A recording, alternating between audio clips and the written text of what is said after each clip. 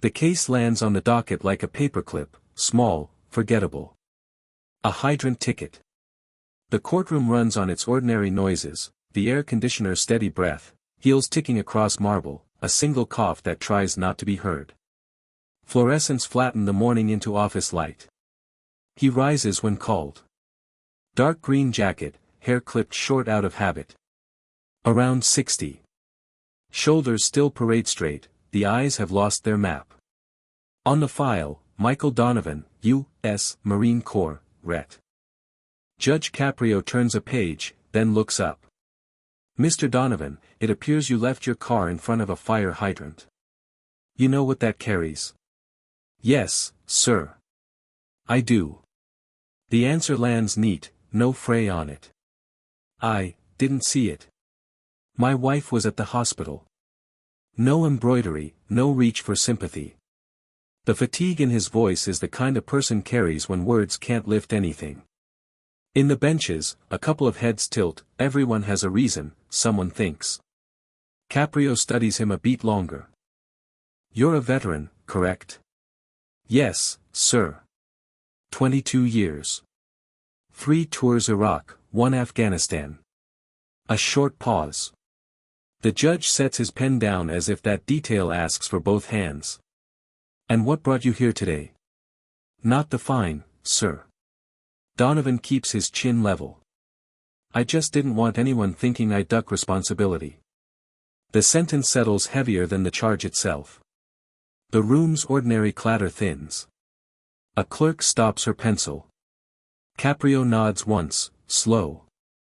The hydrant, the citation, the posted sign, the tidy edges of municipal order, now look like the frame around something larger. He sees the discipline in the man's stance and the threadbare worry at the edges, 2 lives stitched together, military and civilian, not quite meeting in the seam. Let me look at your record, the judge says, voice gentler. He flips pages, paper whispers. Donovan's gaze fixes on nothing, the way men do when they've learned to stand still while storms pass through. Across the aisle, a bailiff shifts, and the air handler clicks louder for a moment. Small sounds define the space where pride and pain try to occupy the same square foot. Caprio returns his eyes to the man. The question that would fit this kind of case, why didn't you park somewhere else? Feels too small for the room as it now exists. Mr. Donovan, he says instead, we'll talk about what happened. All of it. The veteran nods once, grateful without showing it. The citation remains on the bench between them like a pebble that somehow started an avalanche. Where are you watching from? Let me know in the comments below and don't forget to subscribe to this channel. Caprio softens his tone. Walk me through that morning, Mr. Donovan. He clears his throat. Ellen, my wife, was scheduled for valve surgery. Check in at dawn. I dropped her at the entrance, circled once, twice. Every space was taken. The hydrant was open. I told myself I'd be 10 minutes. He blinks slow, as if replaying a tape only he can see. The surgeon came out sooner than I expected. I didn't want to be the man running from the parking lot if something went wrong. I left the car where it was and went in. The room hears the fluorescent buzz again, the tiny metronome of a clock over the clerk's desk. Donovan keeps his elbows close, hands stacked like he's holding a map that mustn't crease. I came back 20 minutes later. Ticket under the wiper. Red letters. He gives the ghost of a shrug. Yes, sir. My fault. You didn't contest it? Caprio asks. No, sir. The answer is immediate. I don't argue with the law. I've seen what life looks like when there isn't any. A small tremor passes through his fingers. He tucks his hands beneath the edge of the table to steady them. You served a long time. Yes, sir. Most of my adult life. He doesn't add adjectives. When I got back for good, the phone didn't ring much. The work I knew wasn't hiring. Kids have their own coasts. Ellen, she's the home that stayed. Caprio listens without notes. His eyes do the recording. I meant to pay the ticket, Donovan continues. I even set it by the coffee maker. But she had a setback. Back to the hospital, different ward. He lifts his gaze, not defensive, just tired. I missed the deadline. Then another notice came. The sound thins. I'm sorry, sir.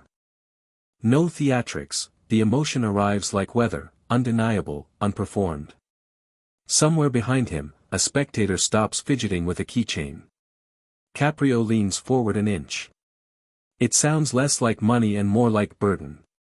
Donovan's mouth tightens. Yes, sir. A beat. I was trained to carry my own pack.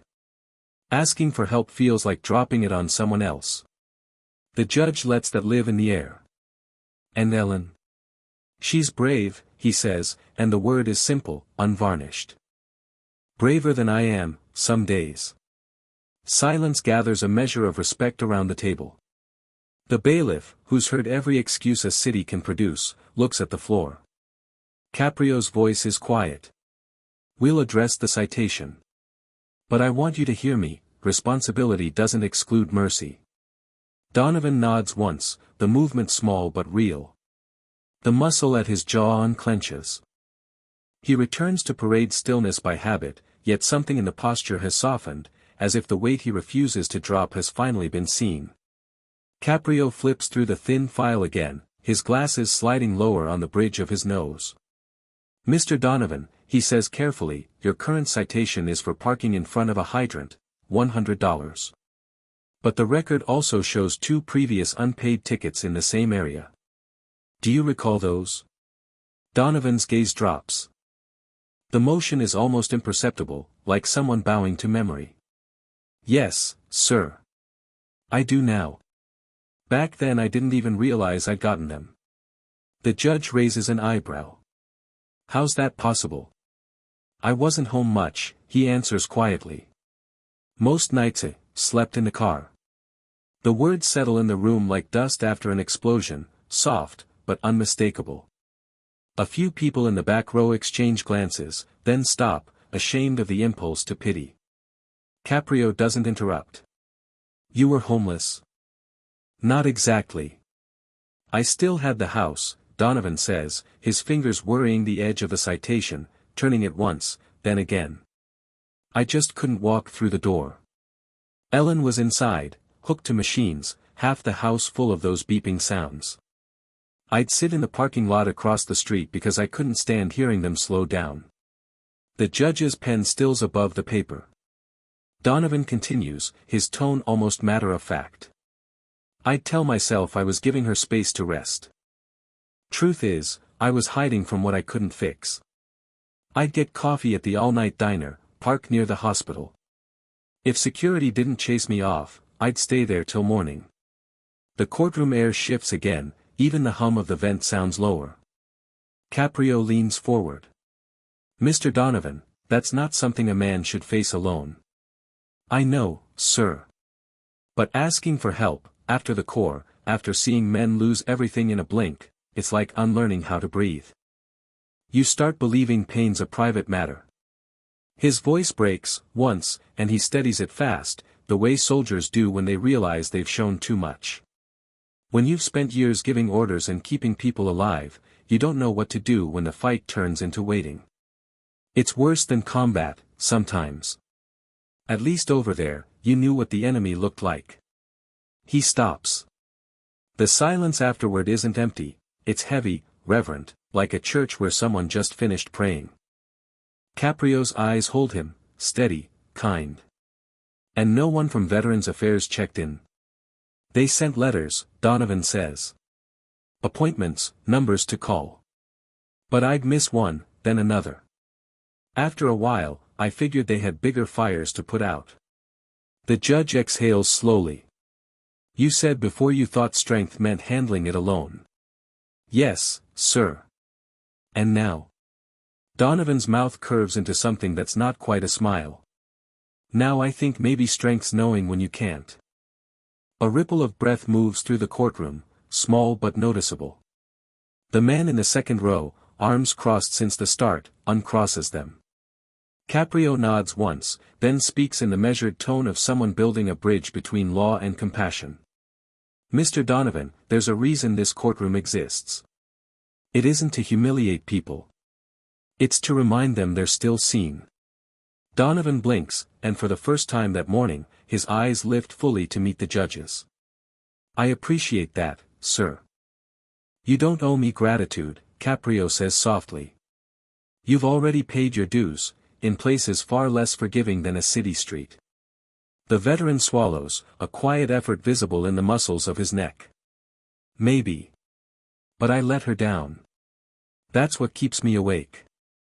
Your wife. He nods. I was supposed to protect her from everything. Then one day, the enemy wasn't a man, it was her own heart. The judge doesn't speak right away. He lets the words breathe, lets the truth find its place. Outside the courtroom window, a siren wails faintly in the city distance, a sound that once meant mission, urgency, brotherhood. Now it's only another reminder of helplessness.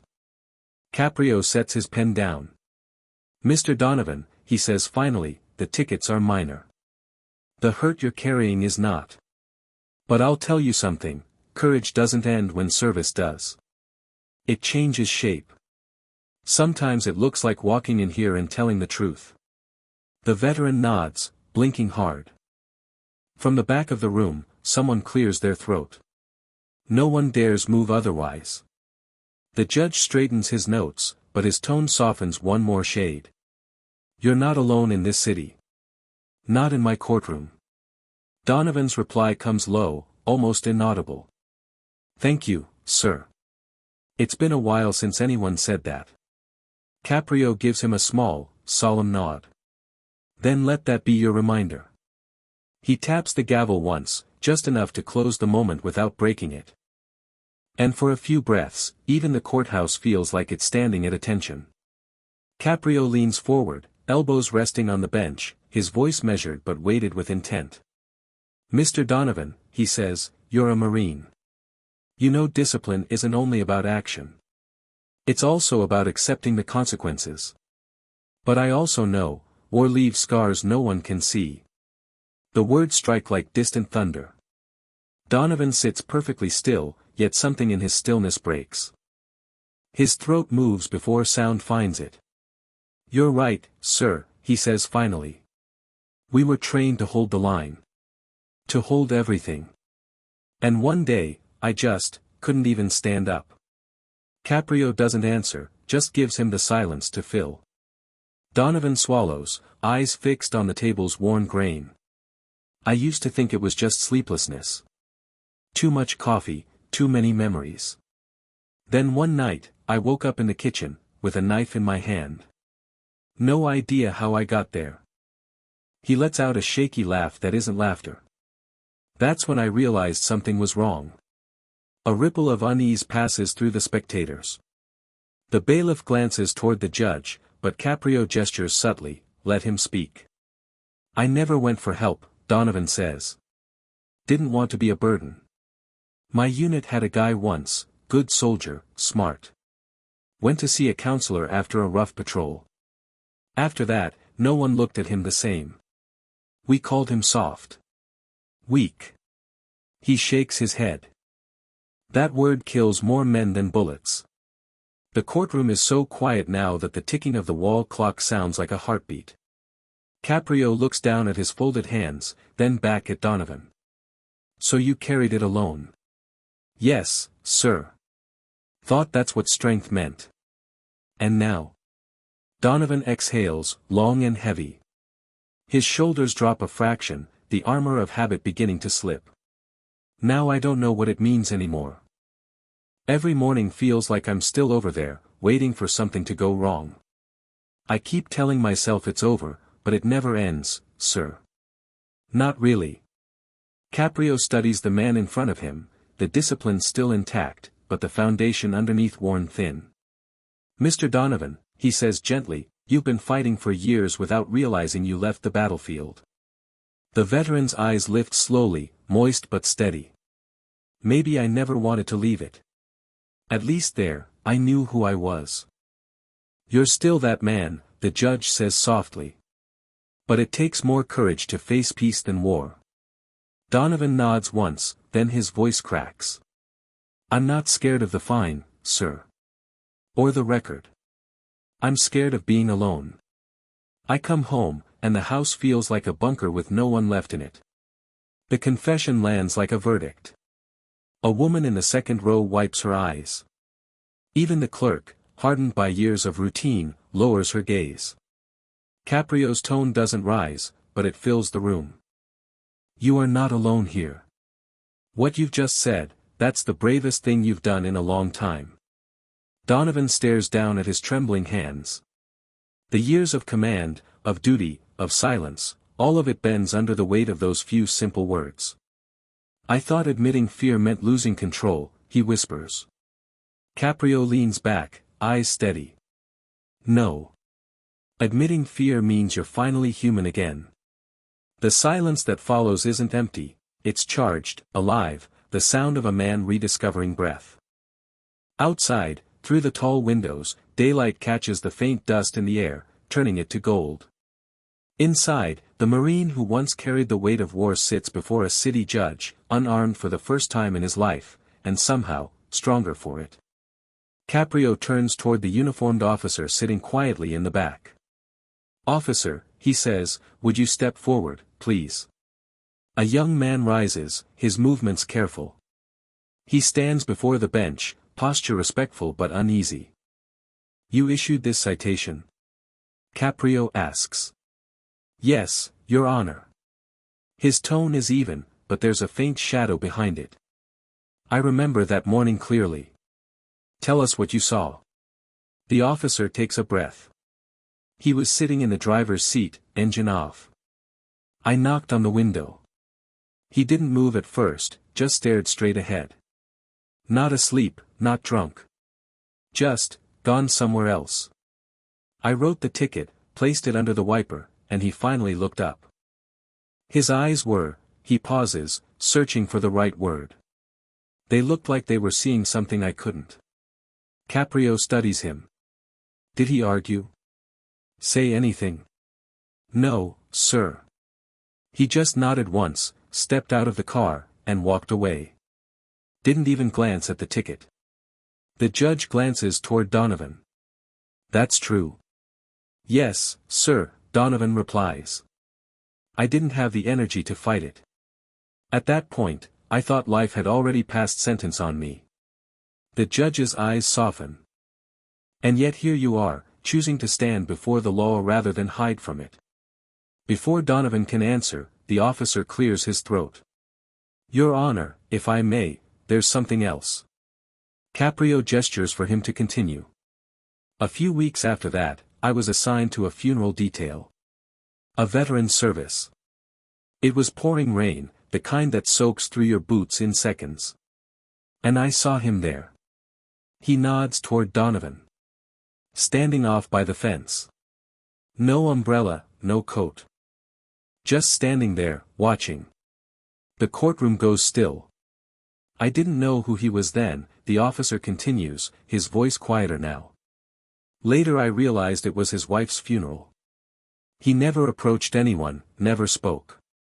Just stood there until the service ended. Then he saluted once and left.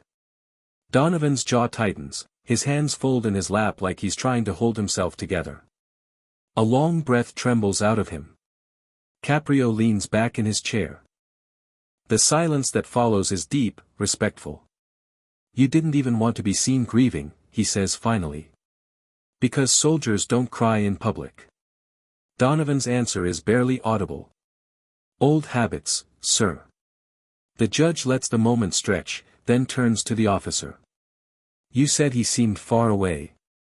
Maybe he was still on duty, in another kind of battlefield. The officer nods slowly.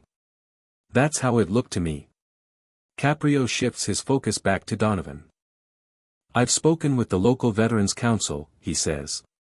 They confirmed you've never once applied for benefits.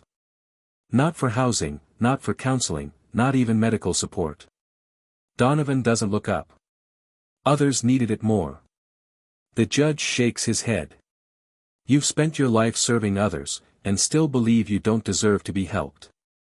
That's not humility, Mr. Donovan. That's punishment. Something in the veteran breaks quietly, his composure, so precise till now, wavers. His eyes glisten, and when he speaks, the voice isn't the soldier's, just the man's. I don't remember the last time anyone said I deserved anything, sir. Caprio's voice lowers, soft as rain. You deserve peace. You've earned that much. The words land with the weight of truth. Donovan's lips part, but no sound comes. Tears finally spill, slow, reluctant, genuine. He doesn't hide them. Even the officer beside him blinks hard and looks away. A woman in the gallery reaches for a tissue. The air feels charged, fragile, like a wound finally exposed to light. Caprio folds his hands. Mr. Donovan, you are not here to be judged as a man who parked in the wrong spot. You're here as proof that strength can become isolation, and that sometimes, the bravest act is surrendering to help. Donovan nods, unable to speak. The judge's gaze sweeps the room. Let this remind us, he says softly, that law without compassion is just paperwork.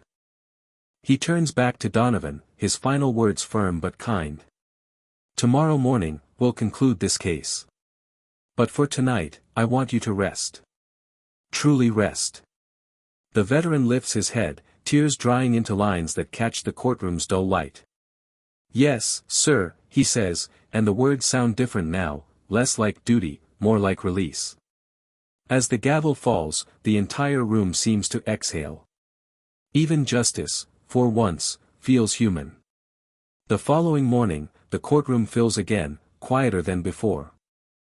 The usual shuffle of papers and muted chatter feels out of place here, replaced by a calm expectancy. Light pours through the tall windows, laying soft stripes across the worn wooden floor. Judge Caprio enters, his robe catching the morning glow. He sits, glances down at his notes, and then at the man waiting before him. Donovan stands straighter today, not proud, not armored, simply present. Mr. Donovan, the judge begins, his tone deliberate but warm, I've reviewed everything. The facts are clear, you parked in front of a hydrant. By law, that carries a fine. But the law also recognizes something else, context. He pauses, letting the words breathe. You came here today to take responsibility. What you gave this court, however, was something rarer, truth. Donovan listens in stillness, his hands clasped loosely in front of him. Your fine is dismissed, Caprio continues. Not because of your service, though that would be reason enough. But because justice isn't always about punishment. Sometimes it's about reflection. About courage that doesn't wear a uniform. A murmur ripples through the room, not disbelief but quiet agreement. Caprio's gaze stays on Donovan. Instead of payment, I ask something else. Tomorrow, I want you to visit the Providence Veterans Outreach Center. Spend a day with the younger men and women coming home from service. Tell them your story, not the medals, not the battles. Tell them about the night you finally asked for help. Show them that strength isn't silence. Donovan's voice catches. Yes, sir. With honor. The judge nods, satisfied. He reaches for a small envelope among his papers, its corners worn, a faded military seal stamped on the front. One more thing, he says. This arrived from the archives. It's from your unit. A letter of commendation, signed years ago by your commanding officer. They called you the calmest in the storm. He slides the envelope across the bench. I think that still fits. Donovan takes it with unsteady hands. He opens it halfway, sees the handwriting, and stops, as if the sight alone is too much. He lowers his head, shoulders trembling once, not with shame this time, but gratitude. The courtroom stands in a hush so complete that even the hum of the ceiling light seems to fade. A few spectators rise to their feet.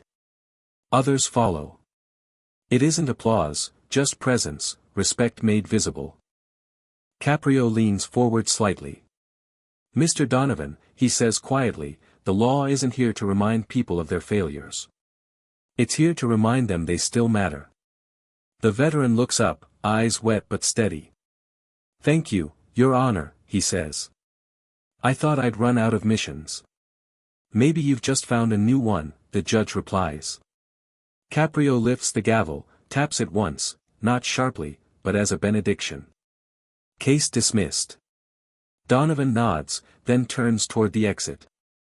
The officer who once ticketed him gives a small salute. Donovan hesitates, returns it, two men acknowledging each other without words. Outside, sunlight floods the courthouse steps. He pauses halfway down, lifts his face to it, blinking against the brightness. For the first time in years, he doesn't flinch. The city hums around him, ordinary, alive, and waiting. He folds the letter carefully, slips it into his jacket pocket, and walks on. Behind him, inside the now empty courtroom, Caprio gathers his papers and says softly, to no one in particular, but to everyone who's ever stood there. The law doesn't punish. It remembers. And outside, the veteran's silhouette moves through the light, no longer a soldier carrying the past, but a man finally stepping back into the world he once defended.